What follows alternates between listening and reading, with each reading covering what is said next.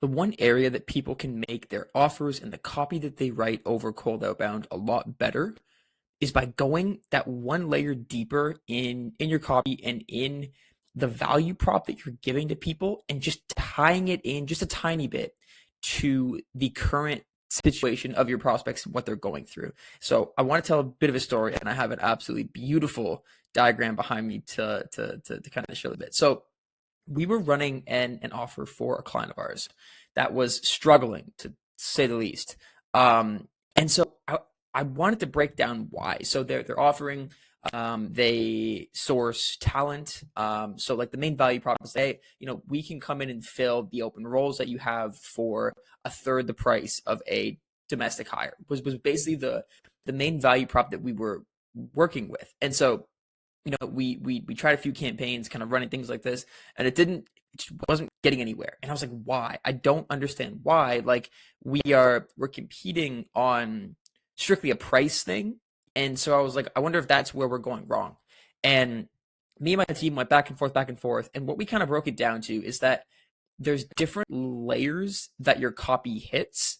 And what we came up with, I think is going to perform a lot better. And I want to show you how we changed what we're saying and how you can do this too in your outbound. So there is copy that exists and will work 100%, which I am just calling surface level copy, right? So you are competing on things like price, right? There's not really much specificity tied into your prospects, what they're going through to your list, whatever it is. But sometimes this works. Sometimes you can just say, Ryan, me and my team will come in and book you 10 calls per month, and we'll do it on a performance basis. That's a cookie cutter one for us cold email guys, but that's one that it's just worked. It's worked for a lot of people. And so I think going into this, when we tried to come in and say, hey, John, we can help you fill your open job roles for a third the price of a domestic hire. That was our main value prop that we were going in with, but it wasn't working. And so what we did with another campaign that we are running, and I was just having fun with the diagram here, but I'm just trying to show like the different levels of where you can take your copy. And so we pulled this list where I think it was like recently funded companies, right? That is normally an overused signal. Excuse me. I wouldn't rely on that too much, but we just tried it here. And what we changed that value prop to, and so I actually got some help from Claude in doing this. But so still on that basis of hiring these people, they've just raised capital. They need to hire engineers. They need to hire a bunch of job roles. How are they going to manage that budget? How are they going to, keep VCs happy, whatever it is? So we changed that entire value prop to instead come in and say something like this, like, hey, John, have you calculated how many months of runway that you'll sacrifice hiring locally versus building a distributed team? Right. And so what this does is that we're tying the main core offer, which is just, offshore talent sourcing, which is relatively common. Right. And what this does is you're taking that offer, but instead of just saying, hey, we're cheaper than, hiring in your own country, it's tying directly in with something that is currently going on with these guys, which is they just got funded. They have to manage this money that they just got from a bunch of VCs or whoever just funded them, right? And it's that next layer where it's like, now we're not competing on price. We're not, trying to say, hey, we're the cheapest on the market, because that's not something that you want to compete with. That's not a positive sum game where you're going to get very far as a company unless you're trying to play that and go for it.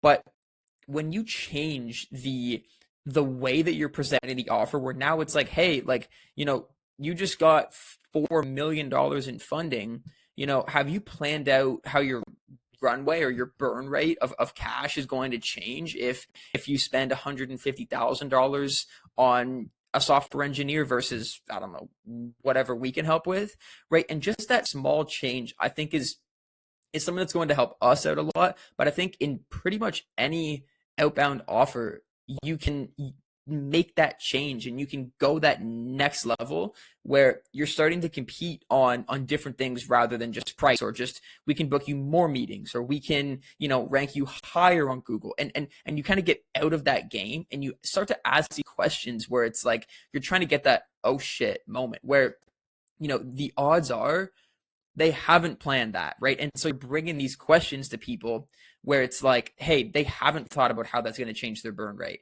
or they haven't thought about, right? Like that is when your copy goes to a next level because you're adding relevance and you're adding specificity in your core offering, but it's being applied to a certain group. And so it kind of changes a tiny bit there. And so that's where I think you can really get to that next layer of your copy. And that is, and this is kind of what I titled this entire thing, is how to get people to care.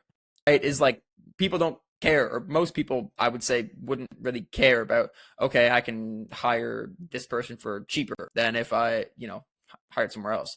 But it's like when you say something like this, you can get people to really care and really start to think, oh shit, like that's a pretty good question, right? And so I just wanted to make this video because it's something that we had a realization of very recently. We're training our team to do it, so I just wanted to share that. I hope this is helpful. If you have any questions, drop them in the comments. Like, share, subscribe. Appreciate you guys, and have a good day.